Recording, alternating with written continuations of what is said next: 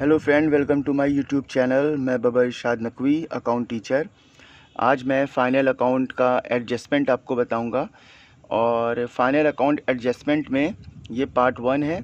और final account adjustment आप इस वीडियो को एक बार देख लेंगे तो सालों तक नहीं भूलेंगे। बहुत ही आसान ट्रिक से, बहुत ही बेसिक्स से मैं इसको एक्सप्लेन करूँगा।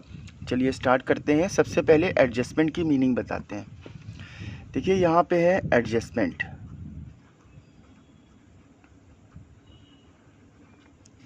एडजस्टमेंट का मतलब होता है समायोजनाएं, यानी कि समायोजित करते चलना। जैसे फाइनल अकाउंट जब हमारा क्लोजिंग डेट में हो जाता है, फाइनल अकाउंट जैसे ट्रायल बैलेंस मेरा कंप्लीट हो जाता है और क्लोजिंग डेट आती है, तो फाइनल अकाउंट में कुछ चीज़ें रह जाती हैं या एरर्स हो जाती है, गलती हो जाती है, मिसिंग हो जाती है, तो उसको फाइनल अकाउंट में एडजस्ट करते चलना होता है, तो उसी को एडजस्टमेंट बोलते हैं। तो ये ट्रायल बैलेंस या इन्फॉर्मेशन टाइप का जैसा भी क्वेश्चन आपका दिया होता है तो उसके नीचे एडजस्टमेंट दी होती है। पार्ट जैसे विदाउट एडजस्टमेंट वाला आप कर रहे थे तो उसमें आप में सिर्फ क्लोजिंग स्टॉक एक दी थी, एडजस्टमेंट दी थी। तो इसमें जो एडजस्टमेंट होती हैं तो बहुत ज़्यादा एडजस्टमेंट होती हैं। एग्ज़ाम में मोस्टली यही क्वेश्चन आता है 11th में।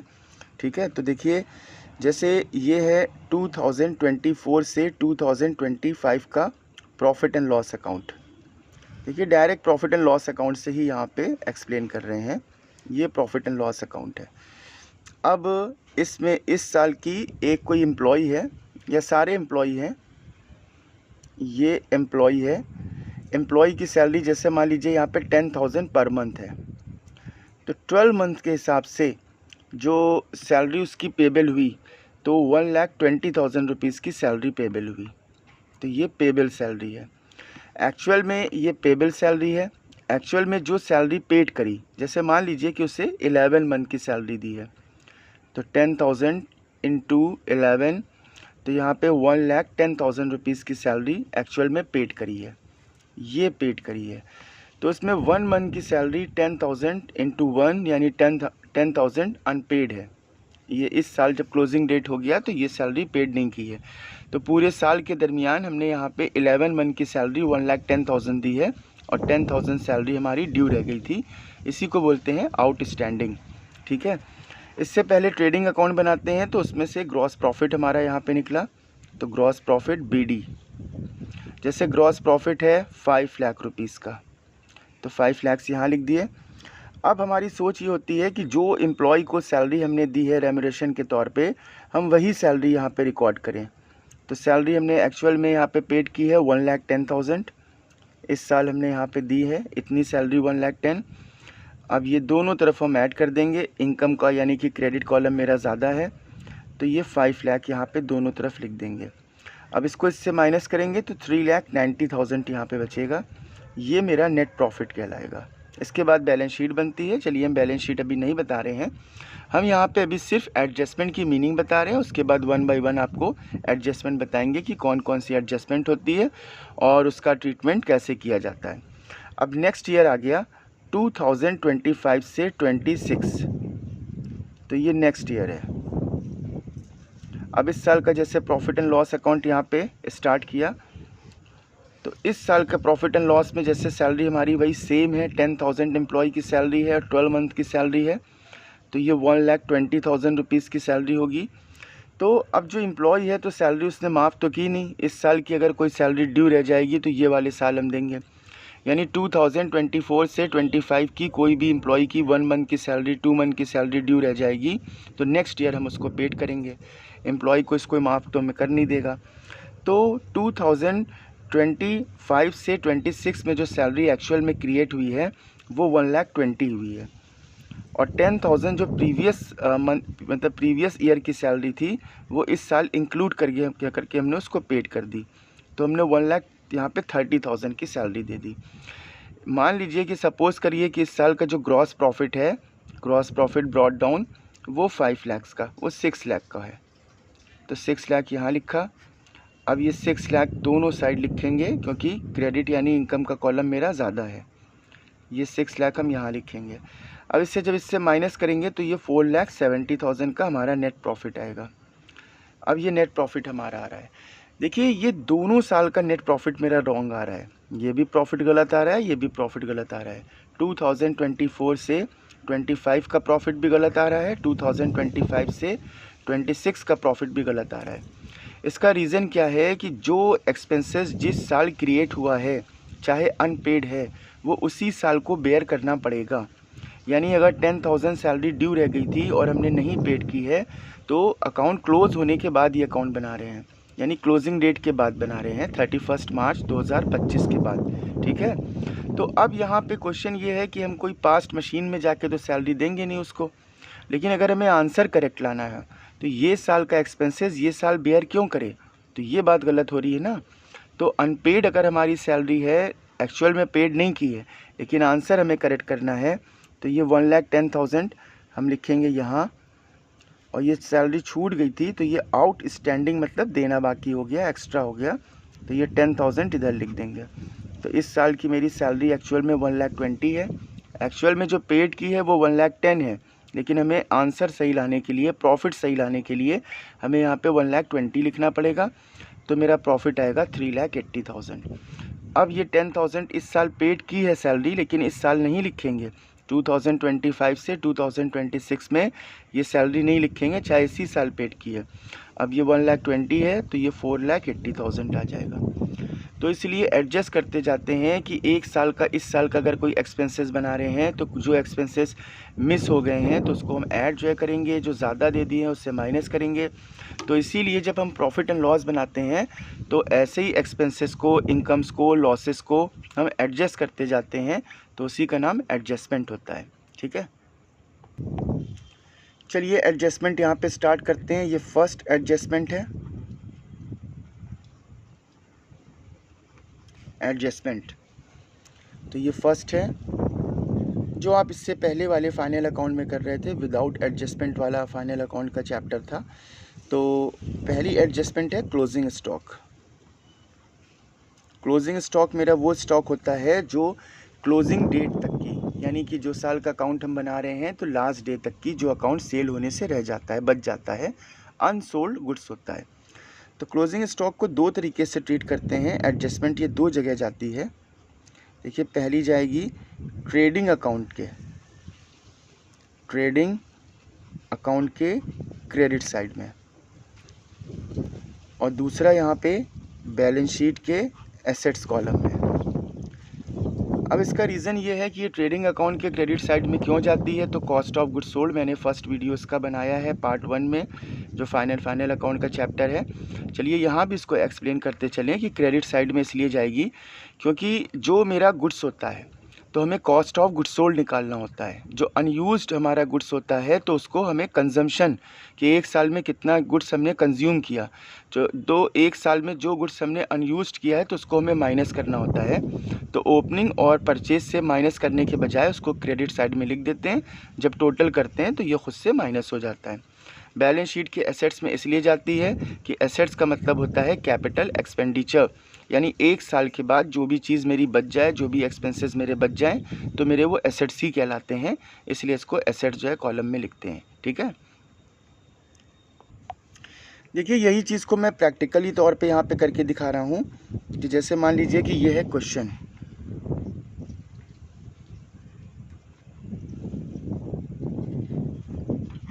ये क्वेश्चन है, ये इसका सॉल्यूशन है।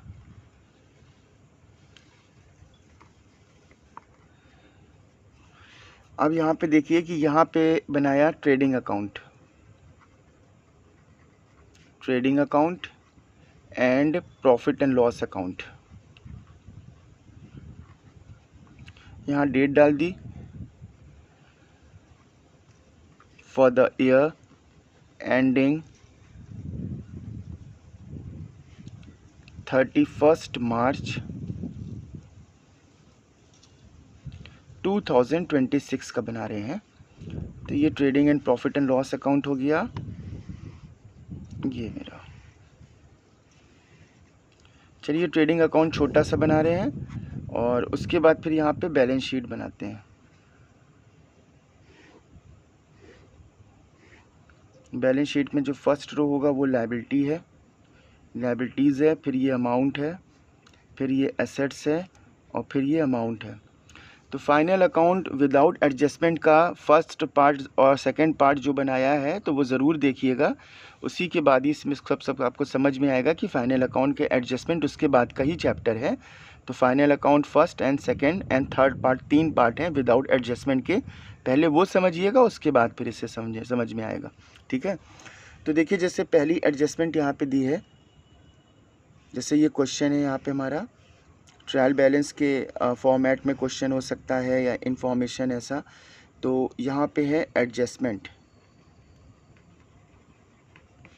एडजस्टमेंट में ये फर्स्ट एडजस्टमेंट है क्लोजिंग स्टॉक।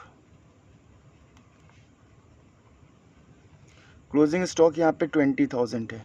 देखिए अभी हमने बताया कि आपको यहाँ पे क्लोजिंग स्टॉक ट्रेडिंग अकाउंट के क्रेडिट साइड में लिखना होगा, तो क्लोजिंग स्टॉक आपने 20,000 इधर लिखा और क्लोजिंग स्टॉक दूसरा आपको एसेट्स में लिखना होगा, तो 20,000 आपने क्लोजिंग स्टॉक इधर लिखा। तो क्लोजिंग स्टॉक का ट्रीटमेंट हो गया, वहाँ पे मैं ऐसी वर्ड्स में लिख के दिखा रहा हूँ, यहाँ पे प्रैक्टिकल करके दिखा रहा हूँ। क्लोजिंग स्टॉक के बाद जो सेकेंड एडजस्टमेंट है वो है आउटस्टैंडिंग एक्सपेंसेस। अभी जैसे मैं सैलरी का एग्जाम्पल दे रहा था बिल्कुल वैसा ही आउटस्टैंडिंग एक्सपेंसेस। तो ज़रूरी नहीं है कि ये सैलरी में ही हो, ये सैलरी के अलावा आपका और चीज़ों में भी हो सकता है, जैसे रेंट पे हो सकता है, कैरेज पे हो सकता है, वेजेस पे हो सकता है, सैलरी पे हो सकता है। अच्छा अगर वेजेस पे होगा तो ट्रेडिंग अकाउंट में वेजेस जाती है, तो वेजेस वहाँ ऐड करेंगे, मतलब आउटस्टैंडिंग। अगर सैलरी में होगा तो ये प्रॉफिट एंड लॉस अकाउंट में आप प्लस करेंगे इसको। तो आउटस्टैंडिंग के एक्सपेंसेस के और नाम होते हैं unpaid expenses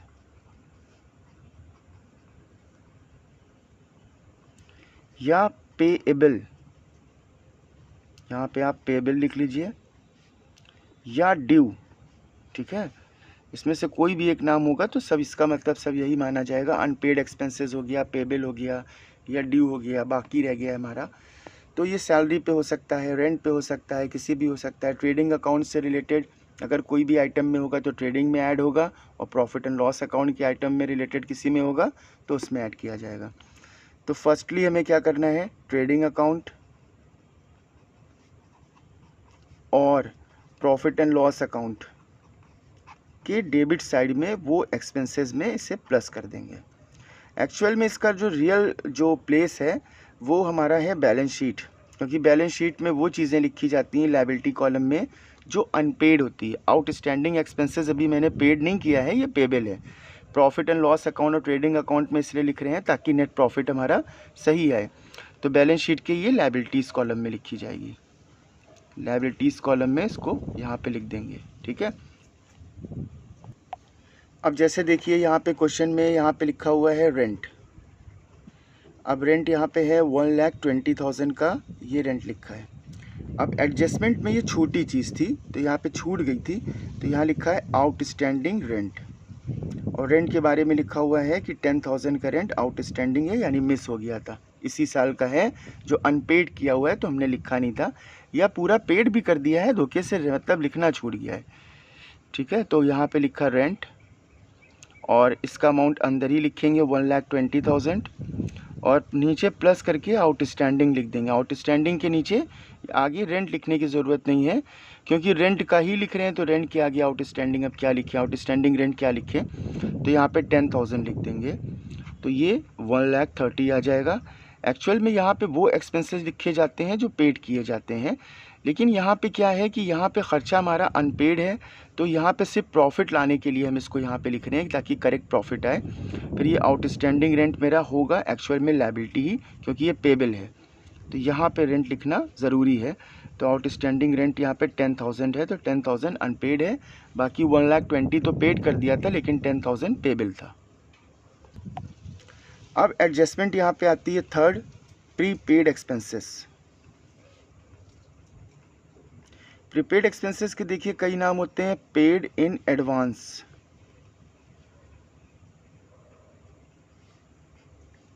paid in advance यानी कि हमने पहले से ही पेड कर दिया। ठीक है, तो इसको बोलेंगे पेड इन एडवांस। तो ये भी मेरा एक्सपेंसेस होता है, ये इससे जस्ट अपोजिट होता है। ये 1 साल का एक्सपेंसेस होता है जो क्रिएट हो जाता है, जनरेट हो जाता है, लेकिन अनपेड होता है। ये ऐसा एक्सपेंसेस होता है जो 1 साल का तो टोटल पेड कर दिया, कमिंग ईयर यानी कि नेक्स्ट ईयर का कोई भी एक्सपेंसेस एडवांस में पेड कर दिया, तो ये भी बात गलत है। जिस साल का हम अकाउंट बना रहे हैं तो उस साल जो एक्सपेंसेस क्रिएट होगा, जनरेट होगा, हमें वही लिखना है। नेक्स्ट ईयर का कोई ख़र्चा अगर हमने एडवांस पेड कर दिया एक्सपेंसेस, तो हमें उसको माइनस कर देना है। एक्चुअल में वो पैसे मतलब रिटर्न नहीं करना है, लेकिन हमें उसको माइनस कर देना है। तो ट्रेडिंग अकाउंट से रिलेटेड कोई भी आइटम में अगर होगा तो ट्रेडिंग अकाउंट में आएगा, और प्रॉफिट एंड लॉस अकाउंट से रिलेटेड कहीं होगा तो प्रॉफिट एंड लॉस अकाउंट में इसे लिखेंगे। तो एक्सपेंसेस है तो डेबिट में ही लिखेंगे, लेकिन माइनस करेंगे।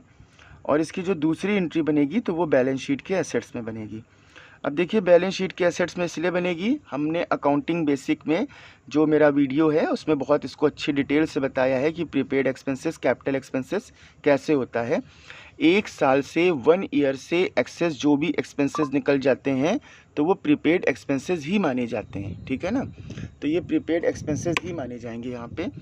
तो अब यहाँ पे जब ये क्वेश्चन करेंगे तो इसको बैलेंस शीट के लायबिलिटीज़ कॉलम में लिखेंगे, और लायबिलिटीज़ कॉलम में जो इसे यहाँ पे प्लस कर देंगे, बस ऐसे ही लिख देंगे जहाँ भी लिखना होगा लायबिलिटीज़ कॉलम में। तो अब इससे देखिए प्रैक्टिकली तौर पे देखिए कि जैसे इंश्योरेंस है, यहाँ पे ये इंश्योरेंस है, इंश्योरेंस जैसे 60,000 रुपीज़ का यहाँ पे हमने पेड किया है। जो इस साल का अकाउंट बना रहे हैं तो 2025 से 2026 का बना रहे हैं। इससे जो नेक्स्ट ईयर होगा तो वो 2026 से 2027 होगा, 26 से 2070, यहाँ पे 27 होगा। मान लीजिए सपोज़ करिए कि इस साल का इंश्योरेंस मेरा 50,000 है और नेक्स्ट ईयर का 10,000 इंश्योरेंस इस साल हमने एडवांस दे दिया है, तो एक्चुअल में 60,000 दे दिया है। अब 10,000 जो एक्सेस दे दिया है तो वो प्रीपेड एक्सपेंसेस होगा, तो उससे हमें माइनस करना पड़ेगा, नहीं तो मेरा आंसर करेक्ट नहीं आएगा।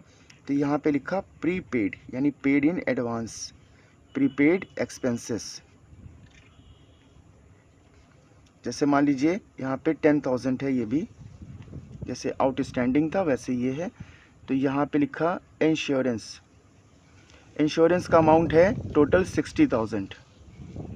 इसमें जो प्रीपेड से रिलेटेड अमाउंट है उससे हमें हटा देना पड़ेगा, वो 10,000 है, तो ये 50,000 रुपीज़ यहाँ पे बचेगा। अब मेरा प्रॉफिट करेक्ट आएगा। और बैलेंस शीट में यहाँ पे लिख देंगे एसेट्स कॉलम में प्रीपेड इंश्योरेंस। अब यहाँ पे नाम लिखना ज़रूरी है क्योंकि कौन सा एक्सपेंसेस प्रीपेड है। देखिए अब इसी तरीके से इनकम की बात करते हैं, तो फोर्थ एडजस्टमेंट यहाँ पे है एक्रूड इनकम। तो एक्रूड इनकम यहाँ पे लिखते हैं एक्रूड इनकम। एक्रूड इनकम का मतलब क्या होता है? एक्रूड इनकम का मतलब होता है अर्न बट नॉट रिसीव, यानी कोई इनकम हमने कमा ली है लेकिन हमें रिसीव नहीं हुई है, बट नॉट रिसीव। या रिसीवेबल इनकम, मतलब कोई इनकम हमें यहाँ पे मिलना बाकी है, तो ये रिसीवेबल इनकम होगी।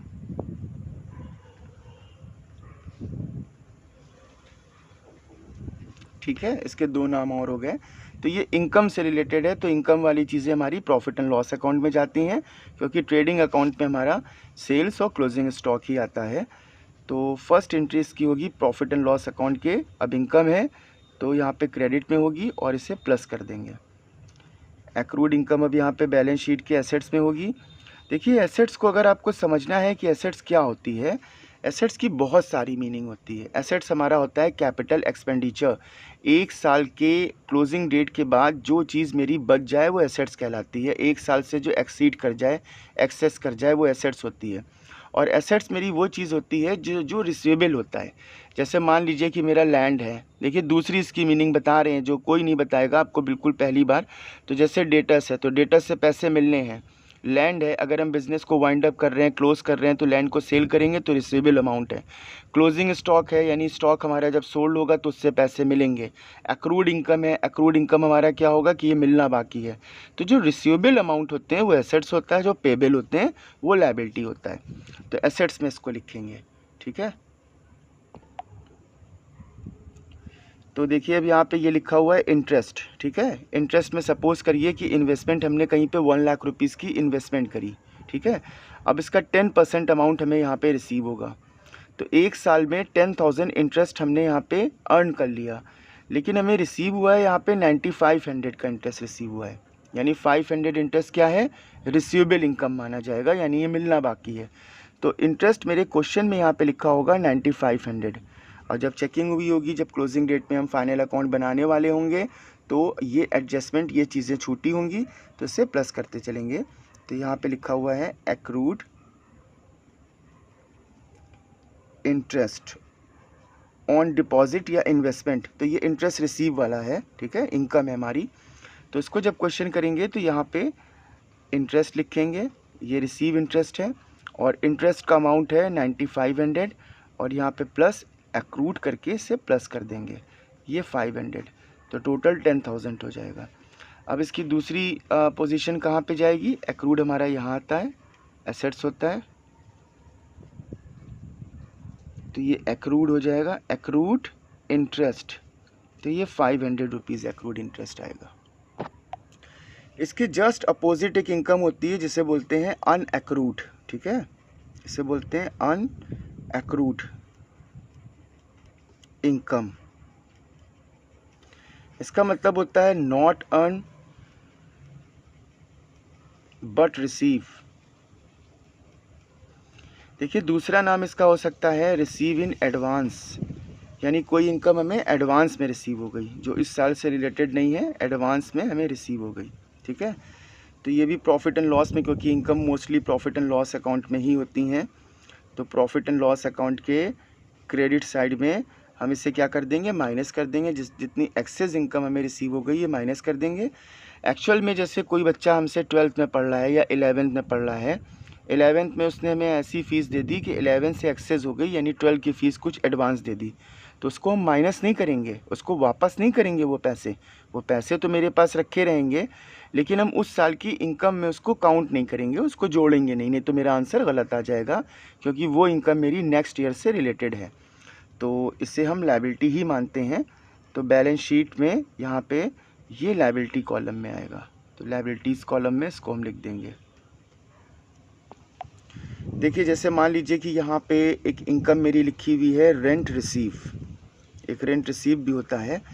एक्चुअल में इस साल जैसे मान लीजिए जो मेरा ईयर चल रहा है, उस ईयर में हमने यहाँ पे 12,000 रुपीज़ का रेंट हमने अर्न किया है, मेरा ये रेंट है, ठीक है। और 3,000 का रेंट ऐसा है जो नेक्स्ट ईयर का हमें एडवांस रिसीव हो गया है, यानी टोटल हमें 15,000 का रेंट रिसीव हो गया है। तो क्वेश्चन में आपको यहाँ पे 15,000 का रेंट लिखा होगा, जो 3,000 रॉन्ग होगा, यानी 3,000 इस साल से रिलेटेड नहीं है, वो नेक्स्ट ईयर का एडवांस रिसीव हो गया है। तो ये इंटरेस्ट हमने 500 यहाँ नहीं लिखा था, तो अब यहाँ पे 5th में लिखेंगे अनएक्रूड या receive in advance, unaccrued rent receive. तो कितने रुपए का बता रहे हैं अमाउंट, यहाँ पे बता रहे हैं 3,000 का, नेक्स्ट ईयर से रिलेटेड है। अब ये इनकम है तो हमें इधर ही लिखना पड़ेगा बाय रेंट। तो जो रेंट है वो हमारा यहाँ पे 15,000 है, लेकिन इस साल का जो है तो अनएक्रूड हम इसमें माइनस कर देंगे। अनएक्रूड मेरा नेक्स्ट ईयर से रिलेटेड है, तो इस साल का मेरा 12,000 का होगा। तो ये अनएक्रूड या रिसीव इन एडवांस,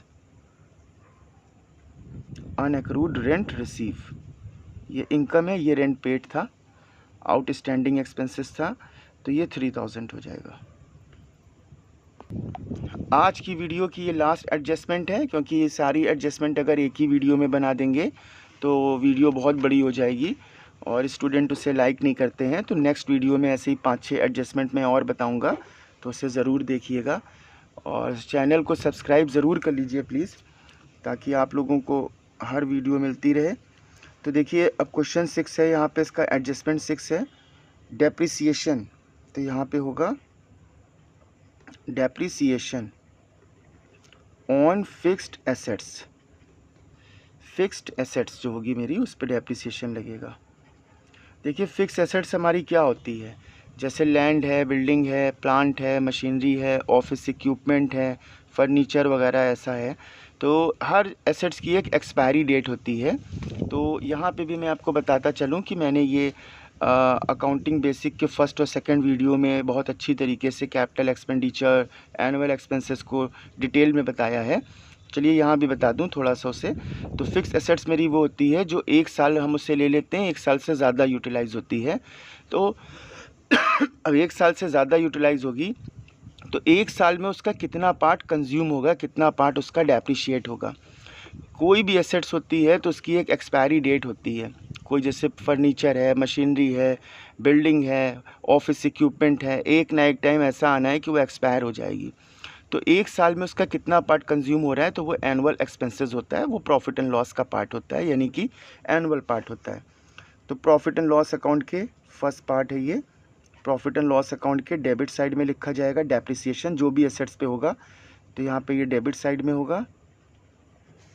और जब बैलेंस शीट बनाएंगे तो बैलेंस शीट में जो एसेट्स होती हैं वो एसेट्स में ही होगा, और एसेट्स में उस एसेट्स में हमें इसको माइनस करना होगा। देखिए जैसे यहाँ पे सपोज़ करिए कि मेरे पास मशीनरी है, मशीनरी यहाँ पे 2 लाख की है। जो एक्सपायरी होती है वो लाइफ टाइम ईयर्स में ही होती है, लेकिन आपको परसेंटेज में यहाँ पे क्वेश्चन में मोस्टली दी होगी। तो यहाँ पे लिखा हुआ है depreciation on machinery at the rate 10%, यहाँ पे लिखा हुआ है। अब आपने यहाँ पे मशीनरी लिखी तो मशीनरी 2 लाख की है, 2 लाख का आपने 10% यहाँ पे निकाला। 2 लाख का 10% होगा 20,000, तो ये एनुअल पार्ट मेरा कंज्यूम हो रहा है। तो इससे बोलेंगे डेप्रिसिएशन ऑन मशीनरी 10,000। और जब हम यहाँ पे बनाएंगे इसको तो मशीनरी एसेट्स कॉलम में लिखेंगे 2 लाख की मशीनरी है, और 2 लाख का 10 जो है परसेंट 20 हो रहा है, तो 20 यहाँ लिखेंगे और 2 लाख में डेप्रिसिएशन माइनस कर देंगे। तो 1 साल में इतना पार्ट मेरा कंज्यूम्ड हो गया, तो मेरा 1,80,000 का पार्ट मेरी एसेट्स अब यहाँ पे बचेगी। तो आज की वीडियो में इतने ही एडजस्टमेंट है। नेक्स्ट जो है वीडियो में आपको बाकी एडजस्टमेंट और बताएंगे। तो 3 इसके पार्ट बनाएंगे फाइनल अकाउंट के। तो प्लीज़ चैनल को सब्सक्राइब ज़रूर करिए और अपने फ्रेंड को, क्लासमेट को इसको सेंड करिए। Thank you so much.